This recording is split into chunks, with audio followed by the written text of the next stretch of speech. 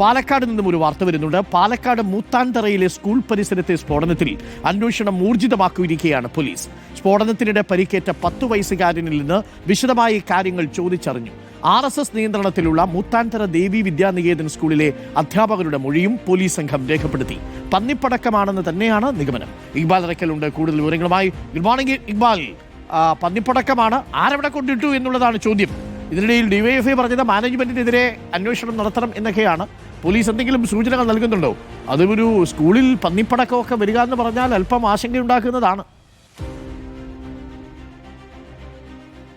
Arunkumar, good morning. ഞാനിപ്പോൾ നിൽക്കുന്നത് ഈ മൂത്താന്തറ ദേവി നഗറിലുള്ള ദേവി വിദ്യാനികേതൻ സ്കൂളിന്റെ മുറ്റത്താണ്. ഈ മുറ്റത്ത് നിന്നാണ് ഇന്നലെ ഈ പ്രദേശവാസിയായിട്ടുള്ള 10 വയസ്സുകാരന് ഈ പന്നിപ്പടക്കമാണെന്ന് തോന്നിക്കുന്ന രീതിയിലുള്ള സ്ഫോടക വസ്തുക്കൾ ലഭിക്കുന്നത്. ആ കുട്ടി നേരെ ആ സ്ഫോടക വസ്തു എടുത്തുകൊണ്ട് നേരെ വരുന്നത് ഈ സ്കൂളിന്റെ തൊട്ട് ഇപ്പുറത്തുള്ള ഈ വീട്ടിലേക്കാണ്. ഈ വീട്ടുമുറ്റത്തേക്ക് ഈ 10 വയസ്സുകാരൻ ഈ പന്നിപ്പടക്കവുമായി എത്തുകയായിരുന്നു. അപ്പോൾ ഈ വീട്ടിൽ ഒരു അമ്മയുണ്ടായിരുന്നു, 84 വയസ്സുകാരിയായിട്ടുള്ള ലീലാമ്മ.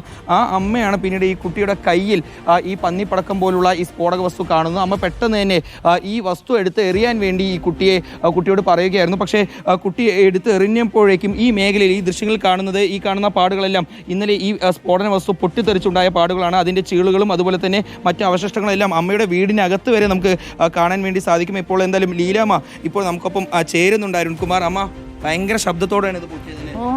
ഭയങ്കര ശബ്ദം പറഞ്ഞാൽ നമ്മുടെ എല്ലാവരുടെയും കേട്ടിട്ടുണ്ട് ശബ്ദം. വിനോദിന്റെ അവിടെ കേട്ടു.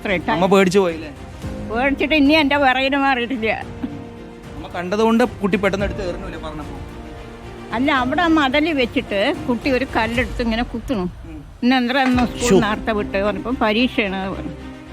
ഇതാണ് ഇവിടെ ഞാൻ ഇവിടെ വിളിക്കണു പറഞ്ഞു. ഇവിടെ വന്ന് ആ കുട്ടി ഇവിടെ വെച്ച് കുത്തിയതാണ് ഈ തിട്ടില്. ഞാനെന്ത് പറഞ്ഞു, നീ എന്തിനാ എന്നെ കുത്തി പൊട്ടിക്കാൻ നിൽക്കണ? ഒരു കയറ് കൊടുക്കുക. അവന് എറിഞ്ഞതും അവനും പൊടിച്ചു.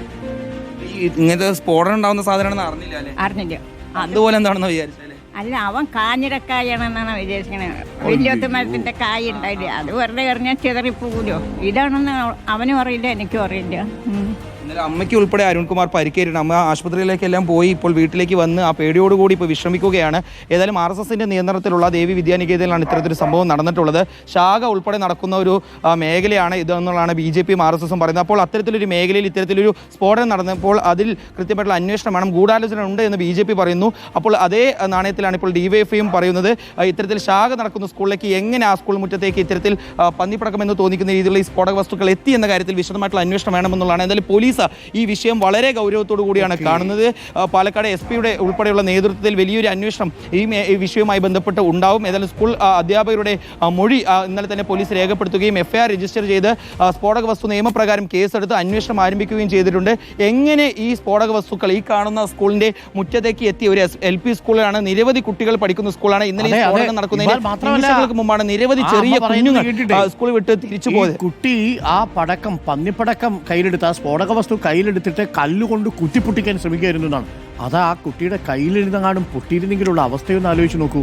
ആ കുട്ടിയുടെ കൈ നഷ്ടപ്പെട്ടാൽ ഒരുപക്ഷെ ജീവൻ പോലും നഷ്ടപ്പെട്ടു പോകുന്ന അവസ്ഥയുണ്ടാകുമായിരുന്നു എന്നുള്ളതാണ്. അതൊരു LP സ്കൂളുമാണ് അല്ലേ? കുഞ്ഞുങ്ങൾക്ക് എന്തറിയാൻ പറ്റും? അതും 3-4 എണ്ണം ഉണ്ടായിരുന്നു അല്ലേ?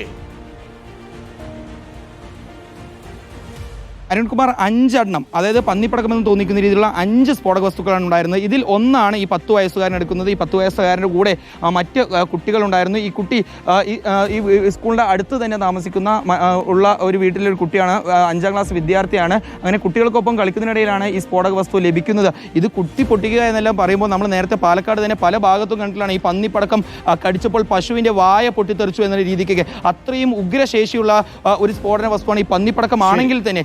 അപ്പോൾ അത്തരത്തിലൊരു വസ്തുമായി കളിക്കുന്നതിനിടയിലാണ് ഇത്തരത്തിലൊരു അപകടം സംഭവിക്കുന്നത്. ഒരു പക്ഷേ അമ്മ കണ്ട്, ലീലാമ്മ കണ്ട് ആ സാധനം എടുത്ത് എറിയാൻ, അല്ലെങ്കിൽ ആ വസ്തു എടുത്ത് എറിയാൻ ആ കുട്ടിയെ നിർബന്ധിച്ചില്ലായിരുന്നുവെങ്കിൽ ചിലപ്പോൾ ഒരു പക്ഷേ അരുൺകുമാർ പറഞ്ഞതുപോലെ തന്നെ വലിയൊരു അപകടം സംഭവിക്കുമായിരുന്നു. ഏതായാലും ലീലാമ്മയുടെ സന്ദർഭോചിതമായിട്ടുള്ള ഒരു ഇടപെടൽ, ആ ഇടപെടൽ മാത്രമാണ് ഇത്തരത്തിലൊരു അപകടം ഒഴിവാക്കിയത്. Arunkumar, thank you Iqbal. ഇപ്പോൾ സ്ഥലത്ത് നിന്നുമാണ് റിപ്പോർട്ട് ചെയ്തത്.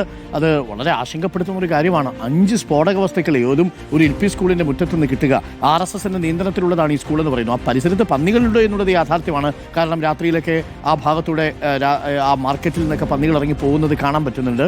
പക്ഷേ ഈ പന്നിപ്പടക്കം പോലെയുള്ള സ്ഫോടക വസ്തുക്കൾ LP സ്കൂളിൻ്റെ കോമ്പൗണ്ടിൽ വരിക എന്ന് പറഞ്ഞാൽ അതിൽ ആശങ്കയുണ്ടാവുന്നതാണ്. ദുരൂഹത എന്തായാലും പോലീസ് നീക്കിയേ മതിയാവുകയുള്ളൂ. കയ്യിലെങ്ങാണിരുന്ന് പൊട്ടിയിരുന്നെങ്കിൽ കുഞ്ഞുങ്ങൾക്ക് എന്തറിയാം? ഒരു പന്നിപ്പടക്കമൊക്കെ കണ്ടാൽ തിരിച്ചറിയാനുള്ള ശേഷി ഈ 4ാം ക്ലാസ് വരെ പഠിക്കുന്ന കുട്ടികൾക്കുണ്ടോ? കഷ്ടമായിപ്പോയി. എങ്കിലും ആകെ ആശ്വാസകരമായ കാര്യം കയ്യിലിരുന്ന് പൊട്ടിയില്ല എന്നുള്ളതാണ്. പ്രിയപ്പെട്ടവരെ,